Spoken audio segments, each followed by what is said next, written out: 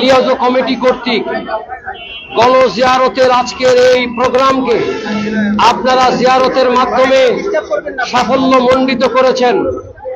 আমরা আপনাদেরকে পরিষ্কার করে জানিয়ে দিতে চাই, যারা মাজার ভাঙার ব্যাপারে হুমকি দিয়েছেন, মাজার বা যে কোনো কবর জিয়ারত করা সুন্নতের রাসূল, কোন সুন্নতের রাসূলের উপর যদি কেউ আঘাত উঠায় খুদ আল্লাহর কুদরতে।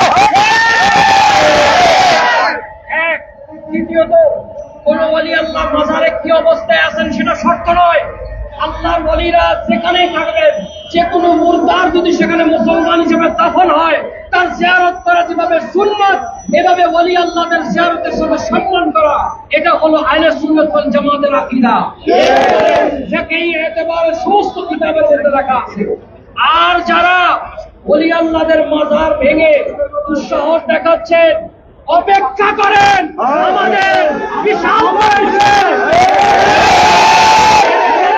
জনতা যদি জাগ্রত হয়, আমরা কাউকে লাঠি নিয়ে দাঁড়াই না, আমরা কাউকে বন্দুক নিয়ে দৌড়াই না।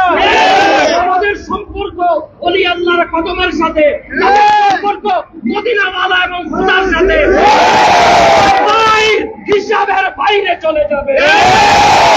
এই আল্লাহ মুসা আলাইহিস সালামের কওমকে উড়িয়ে দিয়েছেন, এত বড় শক্তি দেখান।